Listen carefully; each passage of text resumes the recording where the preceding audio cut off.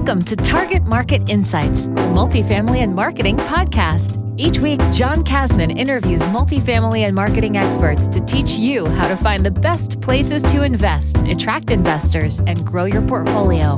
You are listening to Target Market Insights with your host, John Kasman. Hey, welcome to Target Market Insights, the multifamily and marketing show. I'm your host, John Kasman, and I want to thank you for joining us for what's going to be another great episode. Now, if you're enjoying the show, do me one quick favor and leave us that 5-star rating and review. And don't forget to hit the subscribe button if you haven't already. Now, today we've got some great guests, and you're going to really love their story. Today, we're talking to Oscar and German Buendia. These are two brothers who are active military professionals, and they run the website gooddaycapital.com, which is their money investing arm of their multifamily business. And they also are behind Millionaire Enlisted. With that said, let's welcome to the show, German and Oscar Buendia. Awesome, man. Thank you so much, man. That was an amazing intro. We're going to have to copy that for our podcast. Yeah. Definitely. Thank you, John. I appreciate it. It only took me almost 200 episodes to figure out how to say it, so it's all good. Hey, so guys, listen, I went very brief over the background. Why don't you take a moment and give us a little bit more context of who you are and how you guys work together as brothers? Okay. German, you want to start? Okay, so background. I've been in the Marine Corps for 18 years. I've been in love with real estate, I would say all my life. However, successfully, and I say successfully because I'm enjoying the journey now since I've been working with my brother. I've been doing successful real estate investing since last year. Yeah. So a little bit about myself. So active duty Air Force. I've been real estate investing about 5 years now. Did a more buy and hold. Did a couple of flips wholesale along the way. Quickly found my niche, which was buy and hold. And then now, recently in the last year, our eyes were open to multifamily investing on a larger scale, syndication. But yeah, so the way we started really was when we really got serious actively for multifamily, which is what this audience is mainly concerned about, was really last year. Make a long story short, kind of was against the wall and had a realization that, hey, I need to do something to do quicker to get passive income to scale in the way that I want to grow in this business. And it really came from a moment when I was deployed. I was out in the Middle East. My wife was here back home. She was pregnant. She had a complication with with our son. Ended up in the hospital. I came back on emergency leave, and that kind of stemmed that whole I need to be around my family. I love the military, but I don't want to be traveling. I want to be near them. That's my why, right? From there, I told my brother, hey, let's go find some properties. Initially, it was just going to be a small few properties that we were thinking. Back to that limiting belief that we kind of had that so we can't scale that quick. And then my brother went out there for a week, networked all day, all night, went to meetups in Ohio, talked to people, met people. Eventually met this lady who was liquidating her rental portfolio. She had about 300 units, and she wanted us to buy them all. And we were like, wow, how are we going to do this? Eventually, we talked to more people, found our way through that problem solving, learning that it's not impossible to do. But eventually we scaled it down to about 30 properties. And then we scaled it down to about 20 units, which we then acquired back and forth negotiation. It was our first large scale negotiation last year. And when we got into that, we started looking at strategizing how we're going to exit strategy, stabilizing the property, so forth. But from there, we learned, and German, you could take it on from there. We learned that the limiting beliefs were there crushed. We met people who could raise capital. From there, deals just started coming to us. People knew that we were serious. So no longer were we begging to have a foot in the door. We were actually people, wholesaler brokers were like, hey, this is what we got. This, can you do it? So we were still a little bit new and testing the waters, but we had a couple LOIs that we had. We had a 50 unit under contract. We had a 25 unit.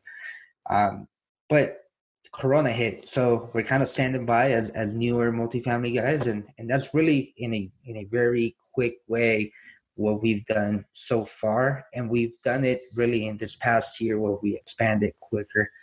German, you got something to add on that one? Oh yeah, I mean, my brother mentioned limited beliefs, right?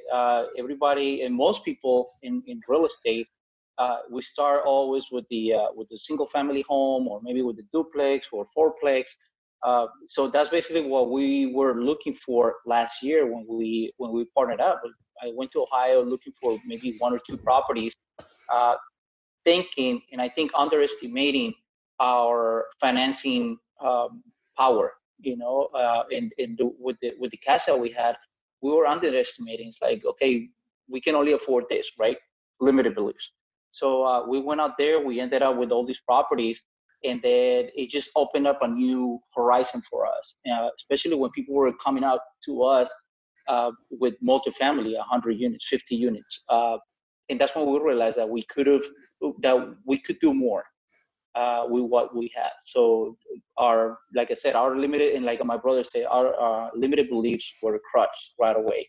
And now we're trying to not only invest in multifamilies, in larger deals, but we also want to let people know that you don't have to start small. And it's actually easier to start with bigger deals, with large multifamilies, than to start with a single family. It's easier to not only to finance, but it's also easier to manage it.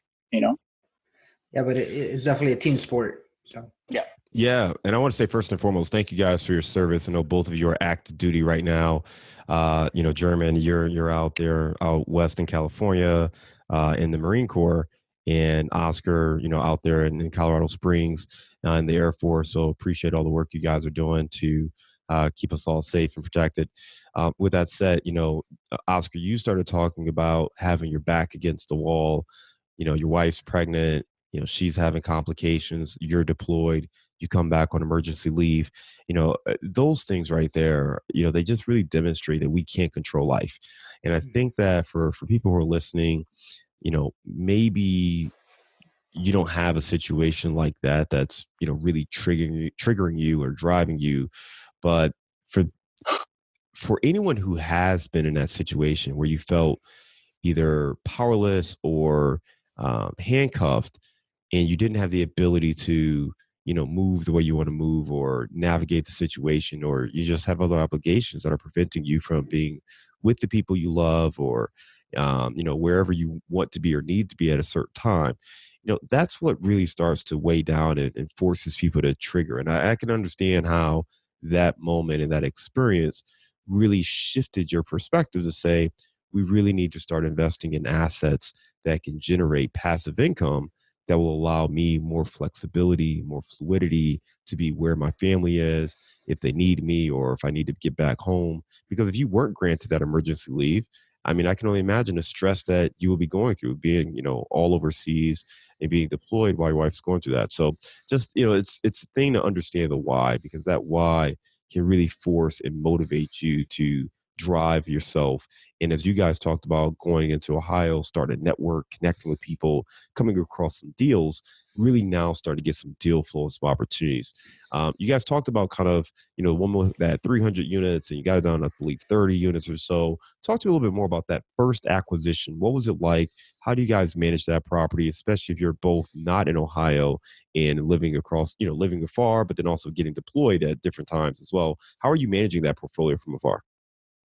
So we have an amazing property manager that works with us. And however, with that being said, I really like the vertically integrated aspect of it. If we could do that, I want to do that. I recommend, because no one's going to take care of your assets and your things better than yourself, right? That's something that I'm hoping my brother retires in a year and a half. hopefully earlier, and he'll be the full-time guy with everything. We all kind of shift into that way. However, our property manager is amazing. He currently is helping us renovate a lot of the properties. And when we do that, then we're going to go ahead and offload them and get into bigger deals. But yeah, we have to be able to trust and find that, trust that property manager and find a good one. It's very hard to do, but they're out there. Yeah, and is the property right now? Go ahead. Oh, no, I was going to say, is it kind of a collection or a portfolio of smaller properties, or is it like a 30-unit property? No, it's a portfolio. So it's a portfolio of small multifamilies, which into that deal kind of helped us with as far as the price. The price, they couldn't look at it from the commercial cash value, the NOI aspect of it. So when they appraised it lower than what the cash amount that is bringing. So it favored for us. And so, from there, we're moving up and working it out. Good. Yeah. Jeremy, you were about to start talking about, the process of going through different property managers to find one you really like. Could you also explain how you kind of landed on this portfolio and maybe, the neighborhoods that they're in and just kind of your overall trip to Ohio in more detail? Yeah, definitely. So, first of all, I want to say that I'm really grateful for how things went.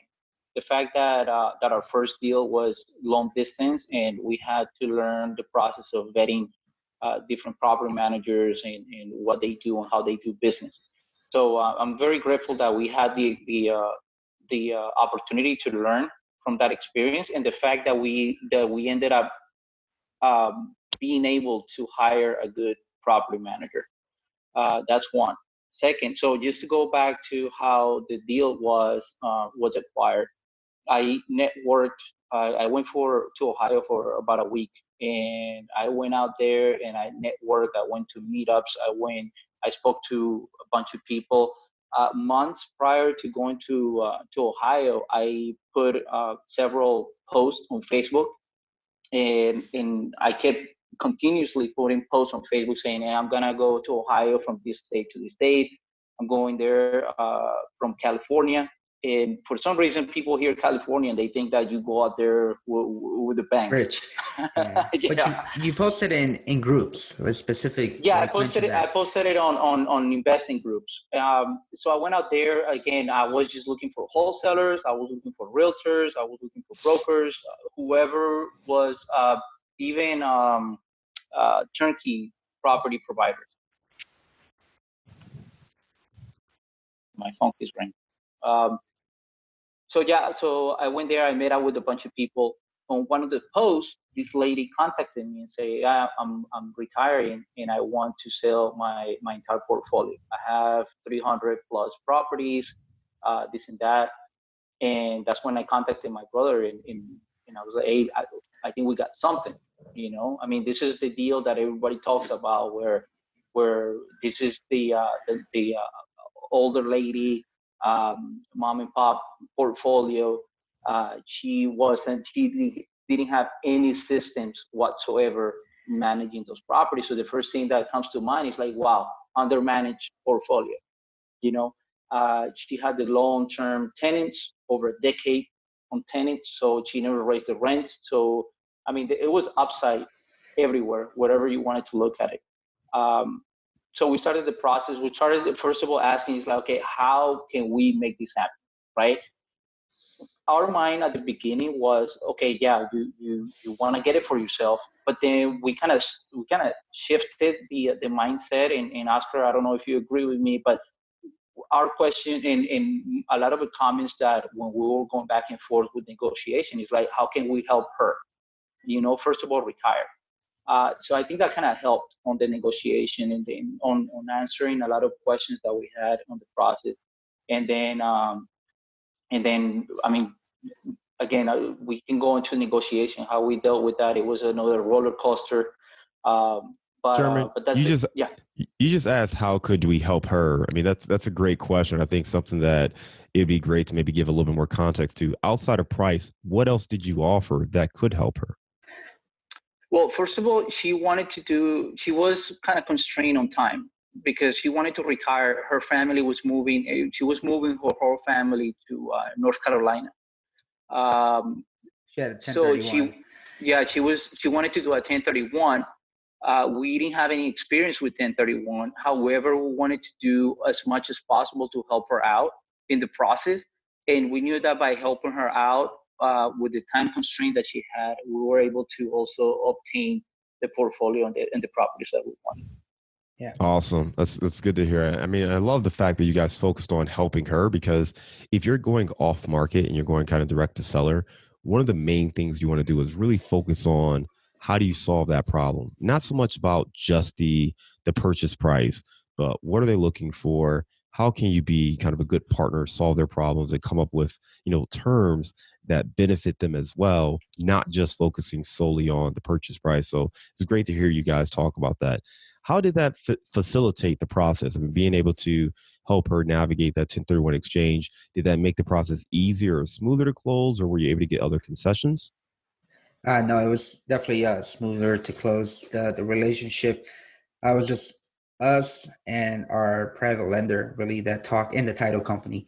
So it was that conversation there, but it made it uh, very comfortable to talk. And she knew we were honest. She knew we weren't trying to scam her. And it helped concession wise. It no concession, but when it came down to appraisal, for example, she wanted 1.2 million, 1.1 for all these properties. And we couldn't, at first, we couldn't see, we thought that was like at market based on the NOI. And we're like, okay, well, this could work. Let's go with it. It's our first deal. If not, then we'll just turn around and sell it individually or do whatever we have to do. But then the appraisal came, and the appraisal did not evaluate them based on NOI. They said they couldn't. They said they were just going to look at them as small residential. So that number came down a lot lower. It came down to 821. So essentially, from our perspective, we felt we got a pretty good deal going lower. And when we spoke to her, we were honest and truthful to her. Hey, look, if we could give you the price that you're asking for, and the appraisal would have came back, we would have done it. But because it didn't, you have to accommodate to what the appraisal says. I mean, our lending's not going to pay over. We don't have the additional cash to pay over. At that point, we explained to her we would be paying over market value based on how the appraisal came out. When we did that, at first there was hesitation. She didn't talk to us for like about a week. She was upset. I mean, granted, she's been accumulating these for years. And then she came back, and then she said, okay, guys, I'm going to do it. We'll go ahead and proceed. And then we said, thank you. In no way are we trying to rip you off, or, it's just, we can't overpay either. Right. And she understood that. Once she calmed down, she understood that. She also understood that, based on that appraisal, any other appraisal was going to come very similar. So she had no other choice of anyone else. And we were like in the middle of the process, and she knew we were serious. So again, it helps with building that trust. No, it's awesome. It's good to hear. German, I want to go back to kind of building your team, right? You talked about having that awesome manager, as well as, having to go through a few property managers. Talk to us about your process to identifying the current property manager and what that was like. I think we go a lot with gut feeling. And we talk about it a lot. You talk to people, and we had several that offer a lot of things. They offer a lower rate. They offer other things that, when you do the verbal, interviews with them, and a lot of them sounded like they were trying to sell themselves, but the property manager that we had, he's an older gentleman.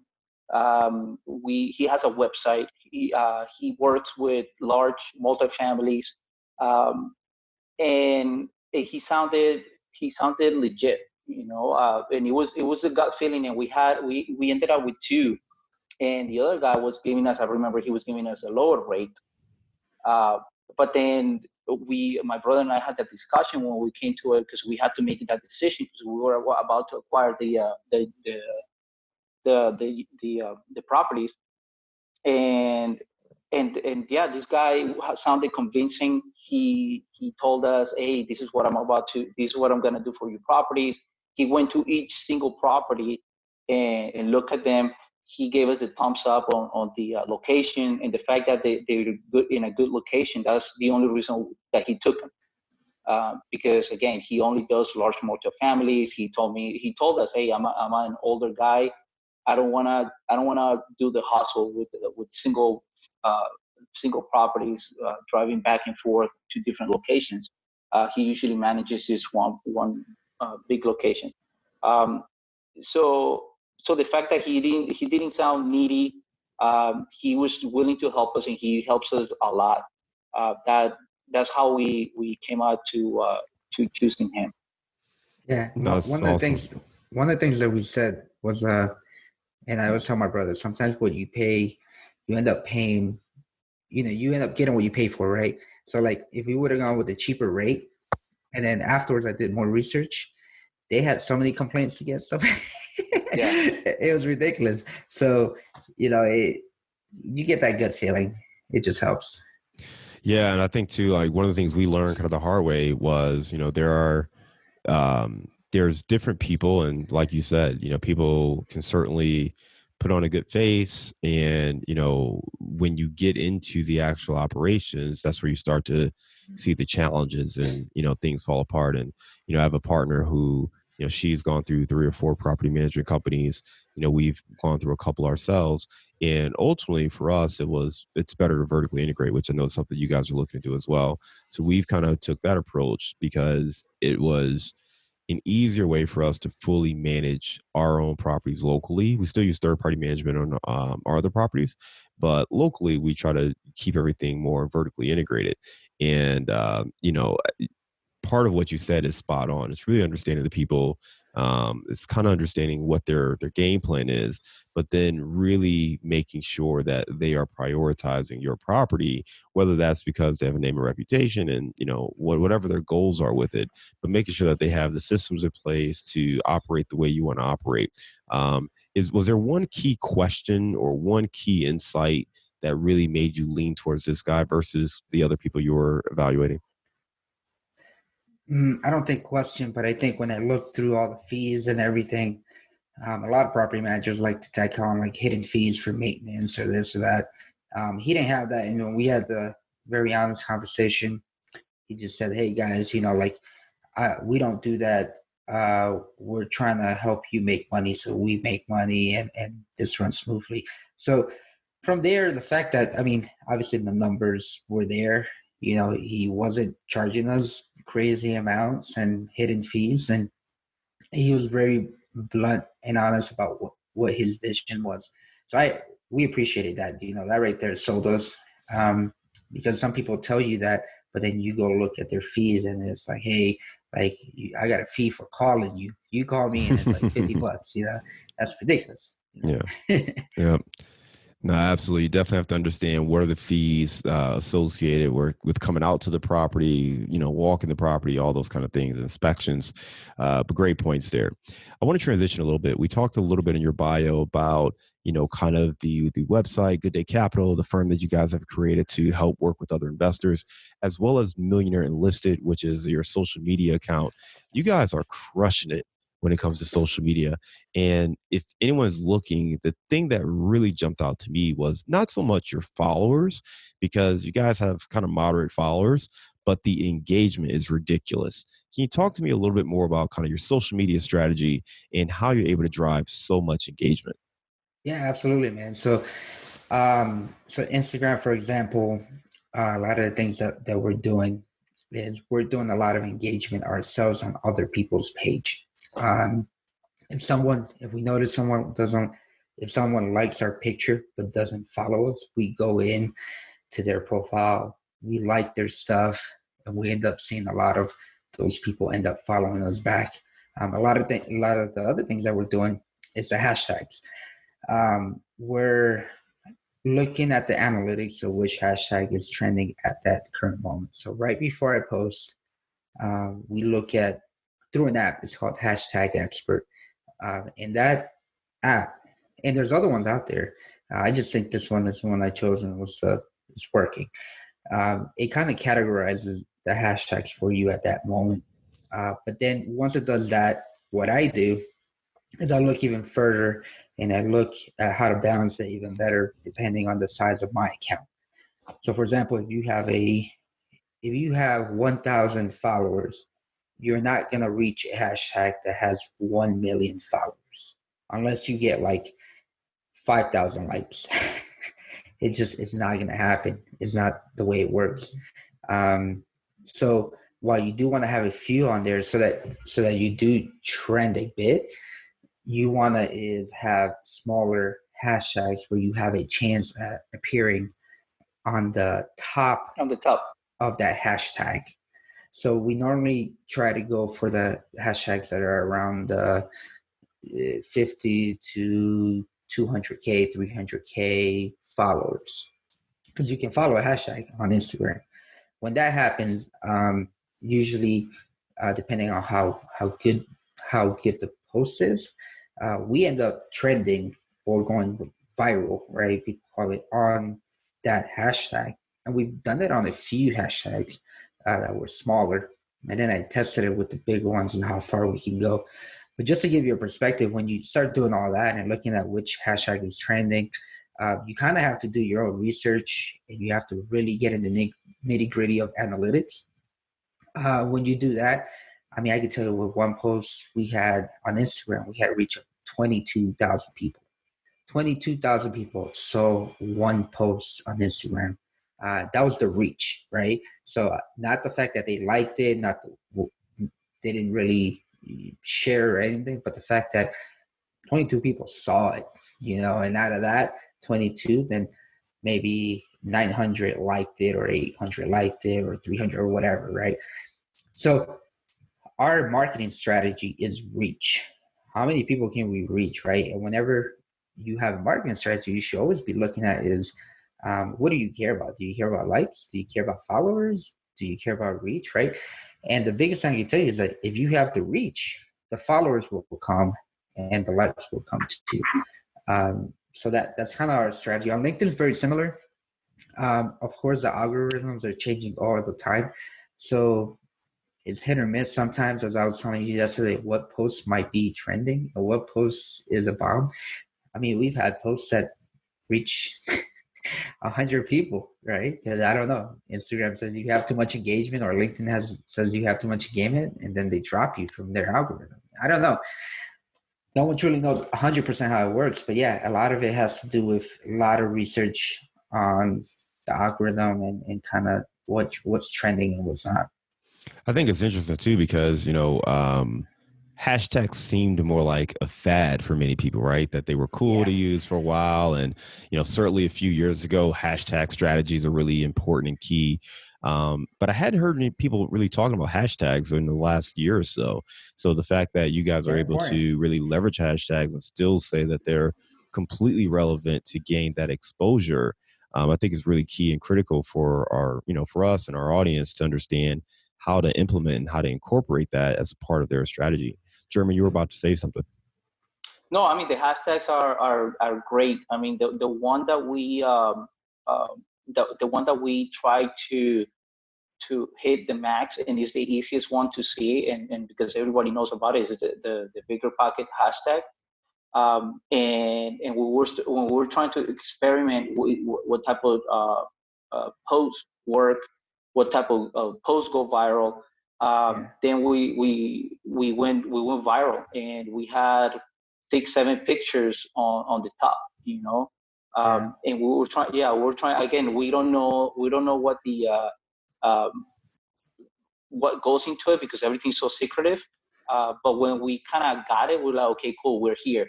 This works. Kept with it. Exactly. Yeah, this works. And it's like, let's keep on doing what we're doing. So it would reach so many people that we weren't able to reach a month ago. A month ago, we only had like maybe 20, 30 likes and we wouldn't go past that. Again, we're not we're not here for the likes and we're not here for the followers just to follow us, but we want the people from the community to know who we are, and also LinkedIn, it was the same thing. We started engaging the people in real estate, in finances, in all the markets that matter to us. And we would engage on their pages, on their comments, reading their posts, making relevant comments instead of just, oh, great post. Oh, I like it. No, it's just basically creating conversation out there so they knew who we were. How much time do you guys dedicate to kind of your social media strategy? So now, shit, man. It's been right now, because there's not much going on right now, right? We're kind of sitting on the sidelines in regards to real estate. What are we gonna do next? We're kind of seeing how the market behaves. Exactly. So I personally spend hours and hours just commenting and reading posts and giving likes and managing our own posts, and creating content for the following days. And depending on what you see out there, if I read a blog or article and kind of go like, okay, how can my posts are, the posts that I create I try to simplify everything into one image. So the posts that I create just to help everybody out there are more of the, okay, what is this picture all about? I kind of give the image, but I don't put the whole instructions on the image. Sometimes it's just an image and a question.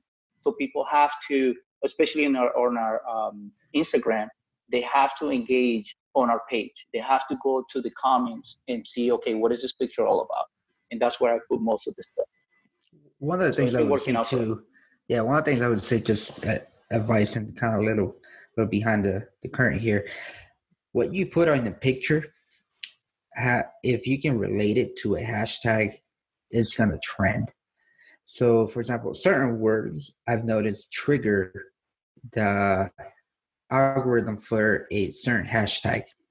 So if I put cash flow or in my picture, it's going to trigger on the hashtag cash flow. And it kind of keywords in your picture, in your post, has to trend, has to link with that hashtag that you're trying to get at, specifically the smaller ones that you have a chance at actually reaching into. So when you are looking for bigger pockets, right, it's not just, hey, a picture of myself, maybe have a picture and some words of cash flow of a rental property or something of the sorts. I don't know how they do it. The algorithm's super good at knowing, like, hey, this is nothing related to passive investing, and they'll put you off the algorithm. So those are like little things that they seem obvious, but people don't do it. So on IG, it's kind of like, it'll help you get more momentum and maybe trend in certain hashtag. And then on LinkedIn, one of the things I learned, and I learned this from a mastery course, if you comment on people's stuff or like their stuff before you post something, when you go ahead and post, those people are most likely going to see your stuff. And it's not because you liked it. It's actually because the algorithm opens it up to those people as, hey, you guys have a recent conversation, like your profile's talked. So maybe you want to see his content or her content, right? And that happens a lot. What we're realizing more and more is that, hey, like as I talk on people's posts or give a suggestion, and obviously you always try to post something meaningful. Like I always try to say, hey, like you posted, John, about, hey, what virtual assistants I want to hit. Someone asking about podcasting. I say, hey, I use this company for editing and blah, blah, blah, blah, blah, blah. Saves me time. Something useful, right? I mean, nothing, I'm not trying to spam anyone or get them into a service, but it's useful. They like it. And then somehow that all kind of triggers that algorithm. Hey, these people should see each other. And then you told me you saw my post, right? I don't know if before that you were seeing my post or not, but it triggered it then, right? So do I know how this stuff 100% works? No. But those are some solid tips right there of how you can make it better. Those It's are all about phenomenal tips, man. engagement. That's all it is, right? Gary Vee says it all the time, right? So Yeah. Listen, not only those And phenomenal tips, but I'll say too, like it's the reason we're talking right now. And Oscar and I met a couple months ago, and we didn't get a chance to really exchange information after the event. So I was presenting on stage and spoke, and he kind of left out. But I think you commented on that post you mentioned that we made about virtual assistants, which my virtual assistant posted for me, and I saw your post. I clicked. I think I saw, something you posted, and I think I liked it. And then I realized how much engagement you were getting on that, and I was just blown away, which led me into kind of this rabbit trail of looking at other posts of yours. And I'm like, dude, this dude is crushing it. Like, I gotta talk to them, find out what they're doing, right? But to your point, it's about engagement, and if you can set it up, you really open yourself up to build those connections. And ultimately, I mean, what I love about what you guys are doing is it's not posts just to get vanity numbers. Just you could say you've got 50,000 followers, or you've got this whatever. You guys are actually engaging, and while you don't have the same number of followers, you're getting hundreds of comments or hundreds of likes on LinkedIn, which, man, very few people get that kind of engagement, right? Especially if you don't have 20,000 connections or followers on there. So I just think it shows that you guys have actually really done a great job of figuring out the algorithms, but not just from a perspective of trying to game the system, but really understanding how to drive true engagement, building relationships where people are interacting with you. So, Jeremy, you were about to say something. Sorry to cut you off there. No, I was going to say, you mentioned that this is a teamwork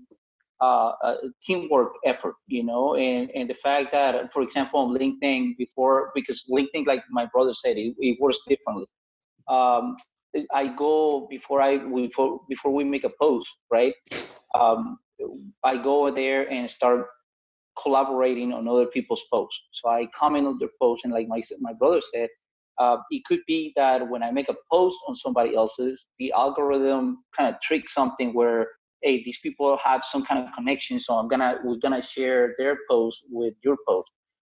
So that's what I do before that. Probably an hour before that, I go there and comment on other people's posts, and I kind of make myself throw myself out there for people to see. Hey, here's this guy, and then I post what we have to post.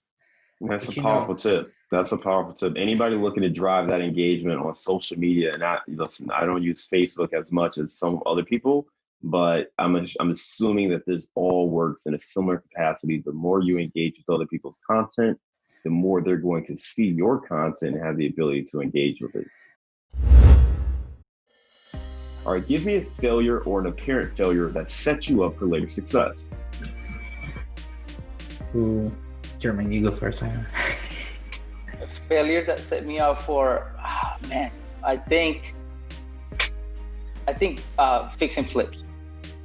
That was a big failure for me, and I just realized I don't like it. That's not for me.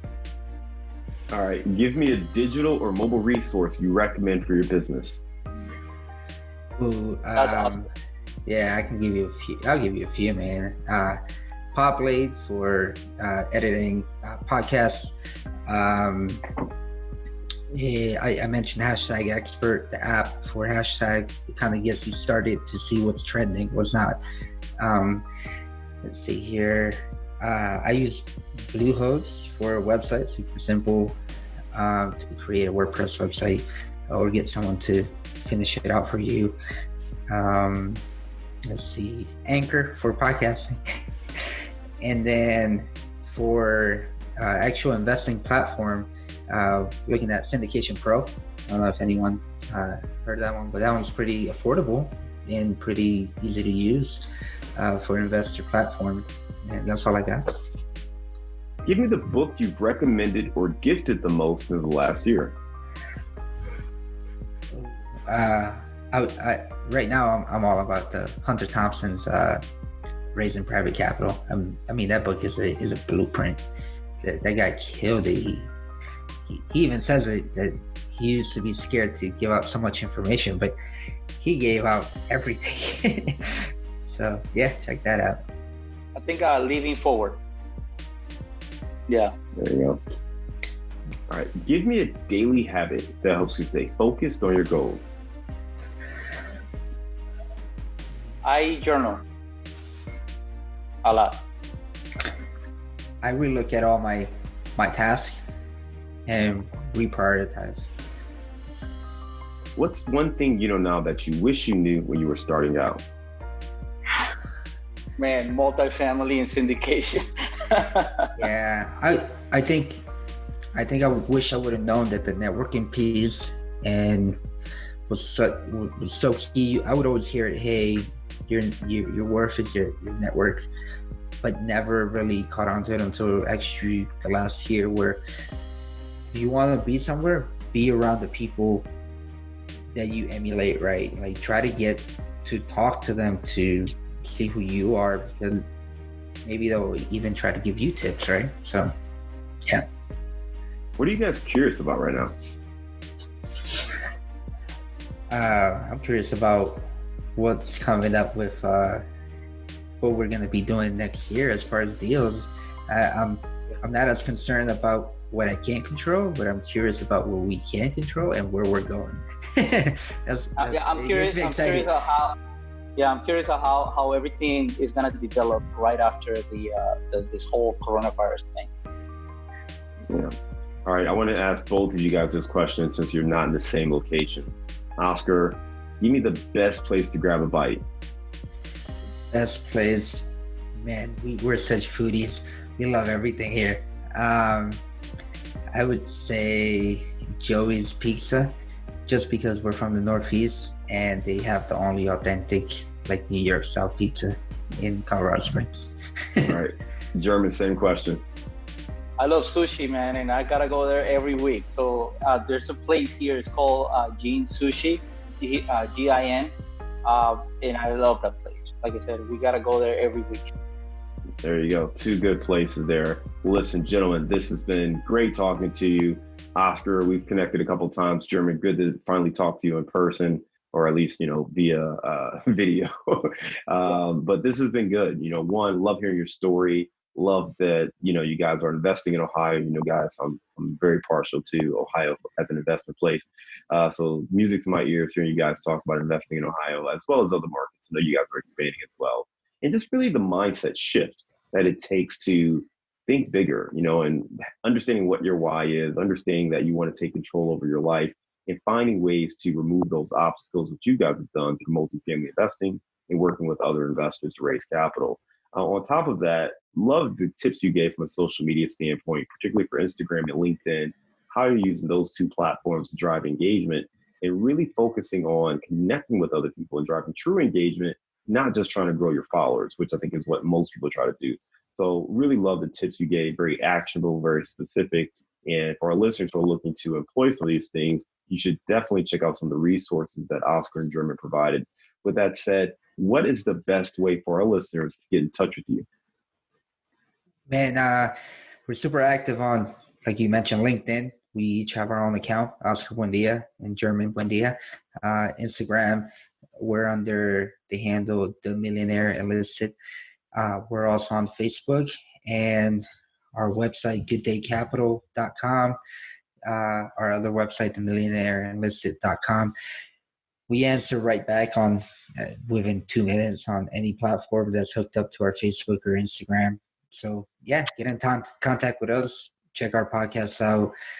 If you have questions, we always talk to people. We love one-on-ones. Is the best play. Jeremy. Oh, think he fell out. It's all good. Sorry, my phone. Hey, oh my God. You're all good. You're all good. Well, guys, thank you again for coming on Target Market Insights, the multifamily and marketing show. Have a wonderful day. We'll talk to you again soon. All right, man. Have a good one. Have a good one. Thanks, man.